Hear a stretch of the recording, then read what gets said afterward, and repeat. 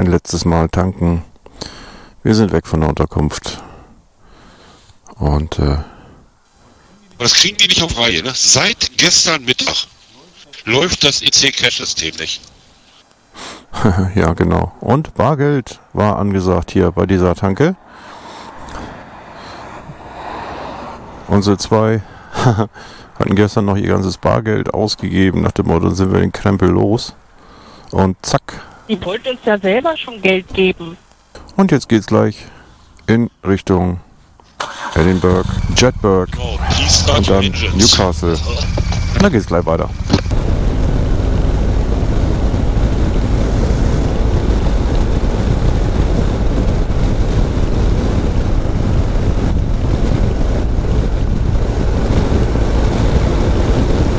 So, ja, es ist kurz nach 7, 20 nach.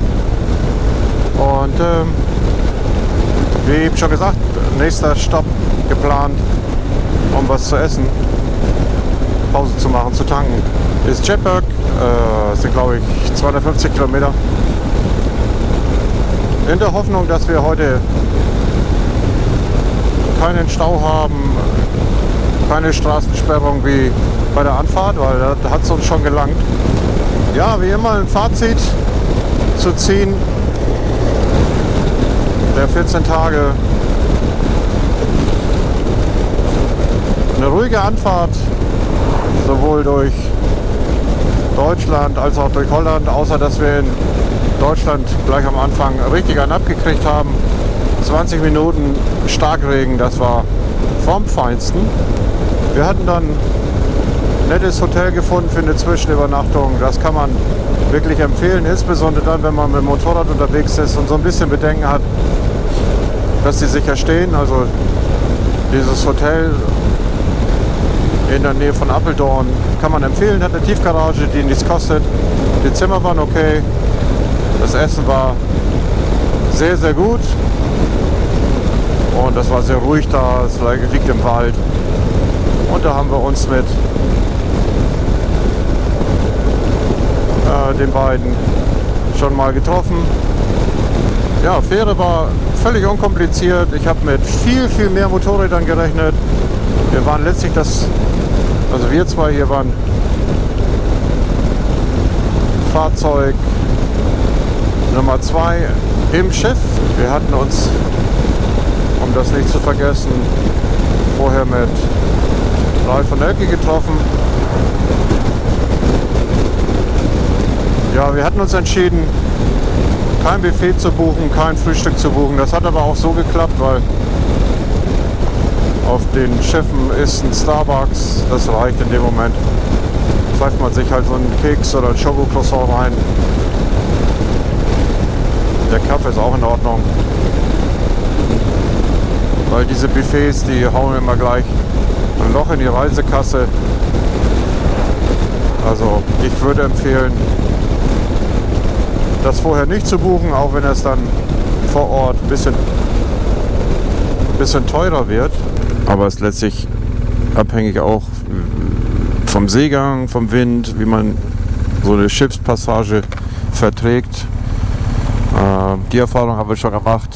Da bezahlst du und dann kannst du vor lauter Übelkeit dann nichts essen. Aber unsere Überfahrt war super und so sind wir den nächsten Morgen angekommen. Wir haben zwar so versucht, ein amerikanisches Spezialitätenrestaurant zu finden für den ersten Kaffee und ein bisschen was zu frühstücken, aber waren eigentlich schon mitten in der Stadt, Industriegebiet. Wir sind da rumgekreiselt und das war unmöglich. Das hat nicht funktioniert. Da sind wir weitergefahren. Das kann man aber auch letztlich dann auf jeder Tanke dann bekommen. Ja, in Jedburgh haben wir uns dann mit Fritze und Ute getroffen. Haben dort eine Pause gemacht, direkt an der Abbey ist ein kleines Café, das ist ganz nett, da kann man draußen sitzen. Die haben drin nicht so viel Platz, aber draußen konnten wir sitzen, weil das Wetter entsprechend gut war. Wir haben natürlich vorher den obligatorischen Stein fotografiert, auf dem auf der einen Seite England, auf der anderen Seite Schottland steht. Ja, zur Unterkunft gekommen, wirklich schöne Unterkunft, total ruhig. in einem kleinen Dorf in der Nähe von Oben. Teilnuilt, glaube ich, heißt das. Ich blende es mal unten ein, wie man dann das ausspricht. Und dann ging es los mit den einzelnen Touren, die habt ihr ja gesehen. Und für uns war es das 3. Mal und sicherlich nicht das letzte Mal. Es hat alles wunderbar funktioniert. Wir hatten überhaupt keine Probleme, keine technischen Probleme, also keine größeren. Da hat sich mal eine Schraube am Visier eines Helms gelockert, aber ich hatte trotzdem eine elektronische, Elektronik ist auch drin, eine elektrische Pumpe mit und Flickzeug, das ist ja Murphys Gesetz, ne? Hast es dabei, brauchst es nicht. Und wir sind auch mit den ganzen Klamotten wirklich ausgekommen. Ich begrenzt Gepäck mitgenommen, das hatten wir ja letztes Jahr auf der Rumänien-Tour hatten wir das uns schon so angewöhnt, wirklich wenig mitzunehmen. Wir hatten hier im Haus sogar eine Waschmaschine, die wir hätten nutzen können, mussten wir aber nicht. Die Vermieterin war äußerst freundlich, also man kann die Unterkunft wirklich empfehlen. Es sind eigentlich normale Feriengäste da. Die Motorräder stehen in dem Moment draußen, also wer Platz hat, nimmt eine kleine Plane mit, ist nicht von Nachteil. Und sicherlich auch ein Felgenschloss. So, jetzt gehe ich ins Mesh wieder rein.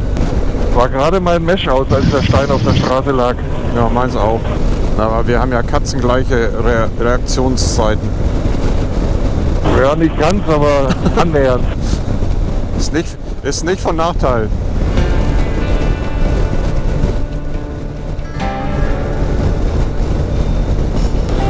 Tja, so zum Abschluss auch nochmal schottische Stimmung hier. Ja, angeblich soll es heute um die 20 Grad noch warm werden und die Sonne soll auch noch rauskommen. Wir sollen bei 24 Grad sollen wir in Newcastle ankommen.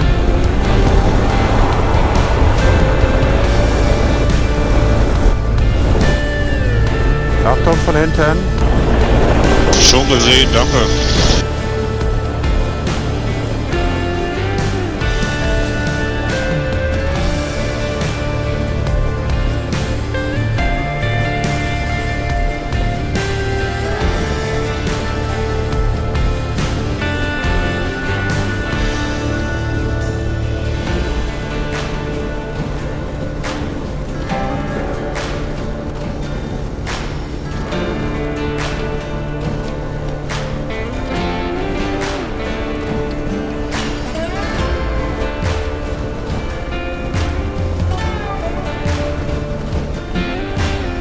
So, am Kreisel des Todes in Stirling haben wir nochmal den Kaffee-Level etwas nach oben geschoben und werden jetzt gleich auf die Autobahn gehen, ein Stück bis hinter Edinburgh, dass wir auch mal ein paar Meter machen hier. Nächstes Zwischenziel Jedburgh, 137 Kilometer.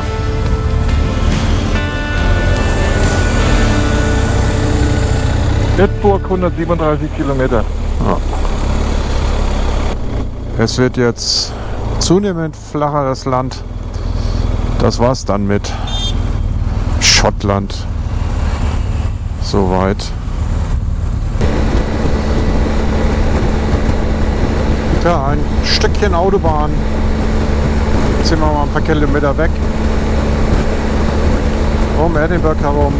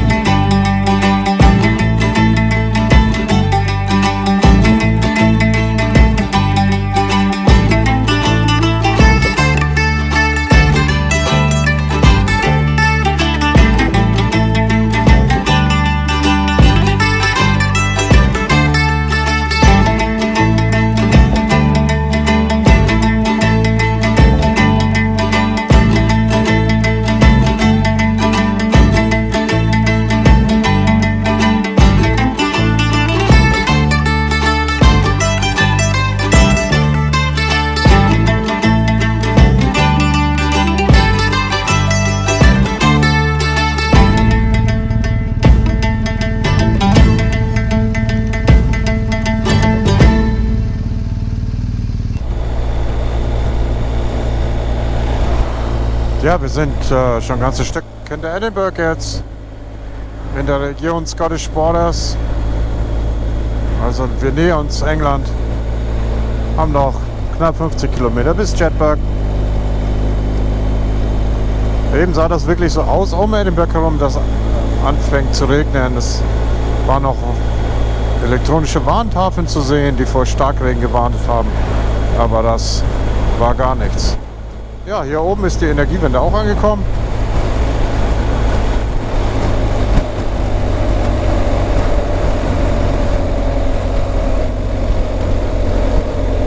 Wir sind jetzt auf, Jedburgh war ja noch in Schottland, ne? Ja. Ja. wir sind jetzt 350 Meter Höhe. Deswegen stehen auch die ganzen Windmühlen hier.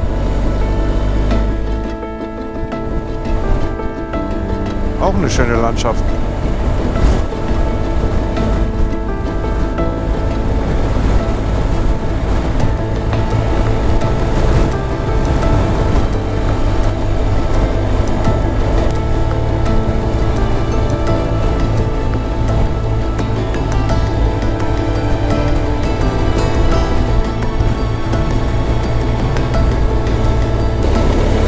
Ja, der Ort heißt Lauder. Wir sind aber hier schon auf dem Hinweg durchgekommen.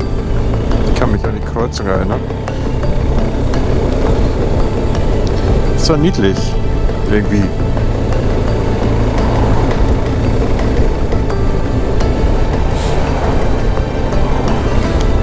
Heute ist blaue Tonne dran.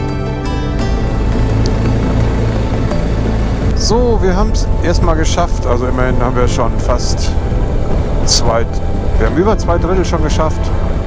Insgesamt Kilometer 253. Also nochmal. Wir sind in Jedburgh. Von 253 Kilometer haben wir noch 105 nach. Wenn wir jetzt durchfahren würden, wären wir 2 Stunden, bevor die Tore da öffnen. Wären wir dann schon da. Wir werden jetzt erstmal eine Mittagspause machen.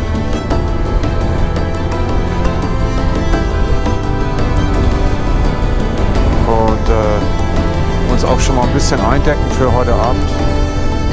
Weil wir gehen mal davon aus, dass wir an Bord nicht irgendwie am Buffet teilnehmen, das einfach zu teuer ist. Das war böse. Wer? Die Frau mit der Brille. Das stimmt allerdings. Voll wie eine Gewitterhexe. Ja. Richtig Ja, gezuckt. bis hier hat alles geklappt. Das ist doch super. Na, ist ein bisschen wehmütig, dass wir jetzt schon wieder nach Hause fahren. Also die Zeit ging so schnell rum. Es ist ja meist so, dass wenn man schöne Tage verbringt und hier mit unseren Freunden, dann geht die Zeit darum wie nix. Wir haben viel gesehen und ich müsste nachgucken. Ich glaube, ich habe einiges über 3000 Kilometer abgerissen bislang. Da kommt ja noch ein bisschen was dazu. Also ich denke mal, dass wir die 4000 Kilometer Mark dann doch knacken werden, bis wir dann wieder zu Hause sind.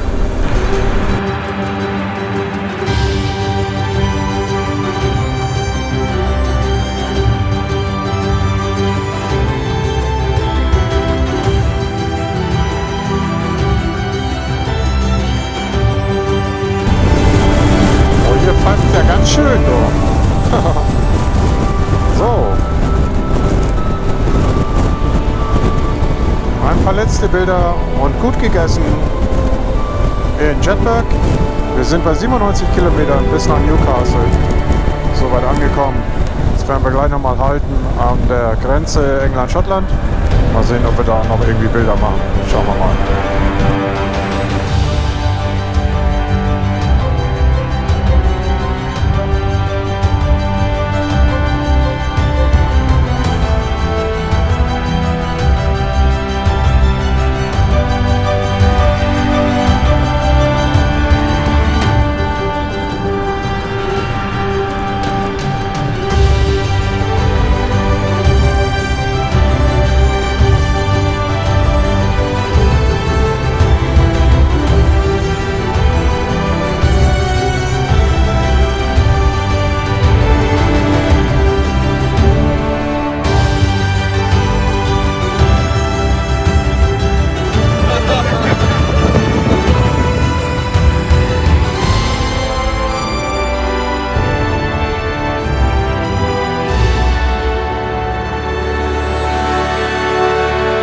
Welcome to England. Ja, gesehen. Ja, hier steht da richtig schön. Ja, die Aussicht ist auch nicht unbedingt schlecht. So, wir sind in England. Ja, auf dem Schild stand es eben, ich blende es mal eben ein, 32 Meilen bis zum Hadrianswall. Damals das römische Bollwerk, um die wilden Pikten aus dem Norden abzuhalten. So, das war Schottland 2025. Bei 40 Kilometer Rest. Mal gucken, ob wir da irgendwas sehen können davon. Aber die Landschaft hier ist auch schon immer noch grandios.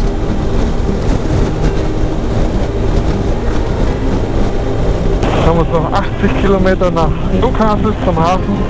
Genau. Und dann werden wir die Insel verlassen. Jawohl. Achtung. Ah, super.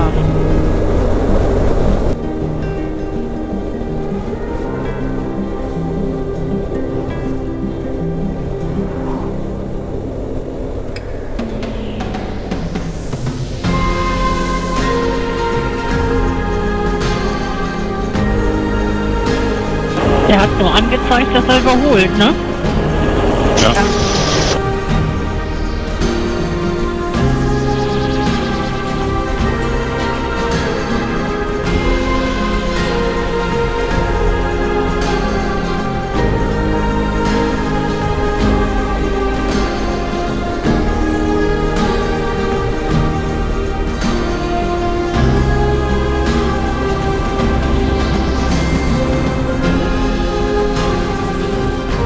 Ja, hier kann man richtig schön die Heideblühen sehen. Die blüht übrigens, das hat mir meine Frau mal vor Jahren beigebracht, nicht im Frühjahr, sondern voll im August.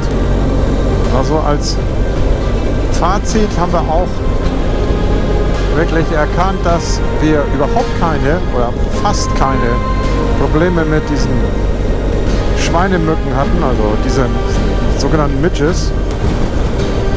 Ja, jetzt sind wir wieder auf knapp 300 Metern.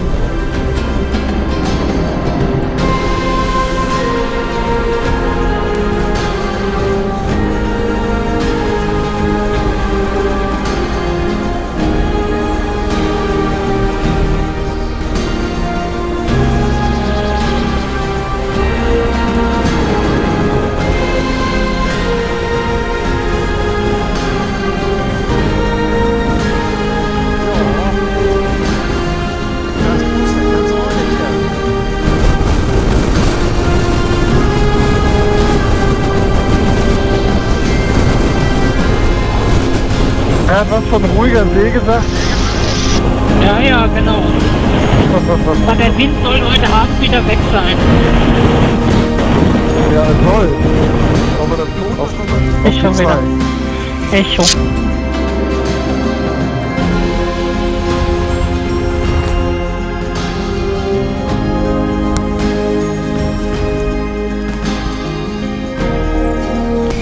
So, wir sind in Newcastle angekommen bei der Fähre und stehen jetzt hier in der Schlange bei 25 Grad. Es ist ordentlich warm und das wird jetzt wahrscheinlich ein bisschen dauern. Vorne ist dann Einchecken und Bordkarten.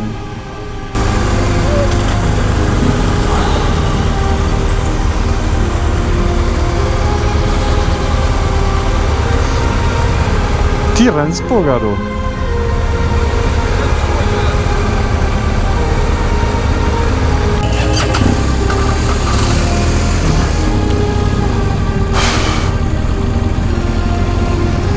Nun geht's endlich los. Es war echt warm gerade hier. Wir haben ja 20 Minuten bestimmt gestanden, bevor der Meister aller... da wird da mal ein Deck verschoben, da können wir das mal gleich filmen. Die werden jetzt alle angehoben. Hier ist noch Action, du.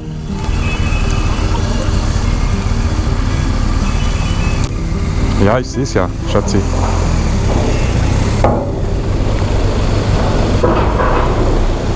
Juppidu. Nett anhalten, nett anhalten, nett anhalten.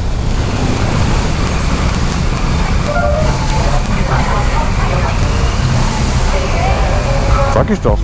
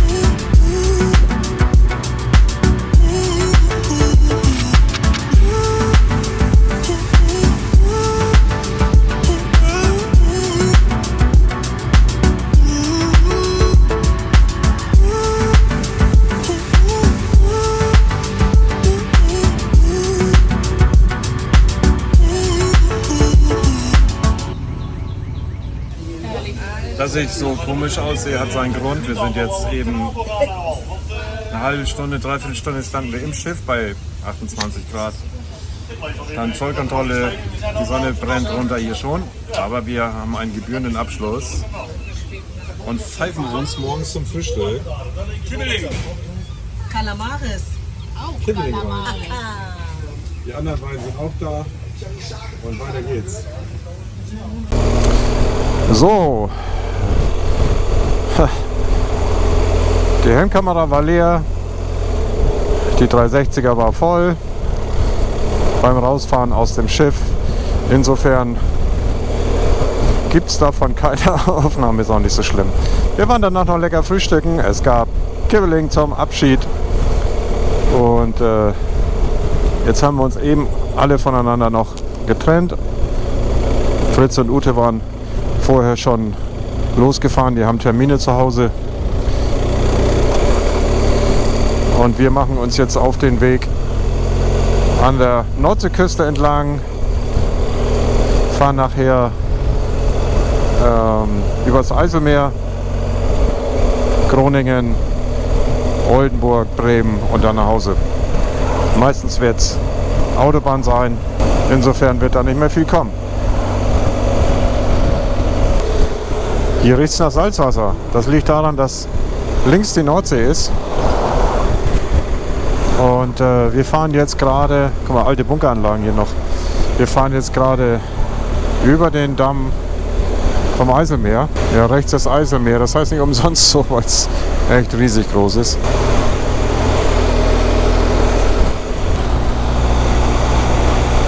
Ja, knapp 6 Wochen, Ende September bin ich wieder hier und zwar auf der anderen Seite.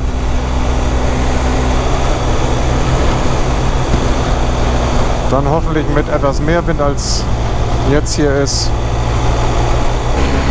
Aber ich blende mal ein, wie lang der Damm ist. Gefühlt 20 Kilometer. Krass, ne? Dürfte er sein, ne? Ja. Haben wir noch ein Stück vor uns, ja.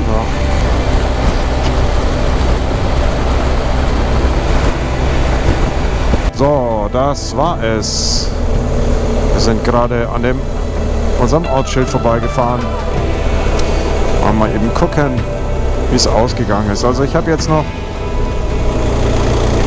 Restreichweite 54 Kilometer, habe es mit einer Tankfüllung hierher geschafft. Das waren 447 Kilometer und das bei einem Schnitt von 85, weil wir auch entsprechend Pausen gemacht hatten.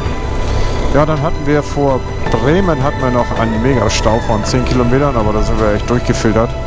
Das ging nicht anders, wollten wir uns echt nicht reinstellen. Das Filtern ging auch recht gut. Die meisten Autofahrer haben auch echt Rücksicht genommen, haben Platz gemacht. Und dann ist das Thema gerade nochmal gut ausgegangen. Ja, insgesamt sind wir 3795 Kilometer gefahren. Mit einer Durchschnittsgeschwindigkeit von 60, Verbrauch von 4,8 Litern. Ja, und das war's jetzt. Damit ist diese Videoserie jetzt zu Ende. Ich hoffe, es hat euch ein bisschen Spaß gemacht mitzufahren bei unserer 3. Schottland-Tour. Und dann seid ihr auch beim nächsten Mal wieder mit dabei. Wenn es irgendwelche Fragen gibt, ihr kennt den Weg, hier drunter was reinschreiben. Ja, dann bis zum nächsten Mal. Macht es gut. Alles Gute. Bis dann. Ciao, ciao. Tschüss.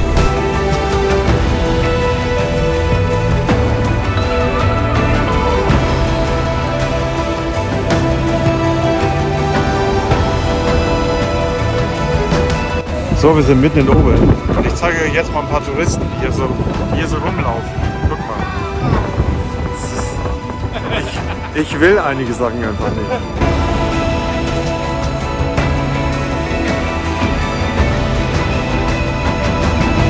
Mein freundlich.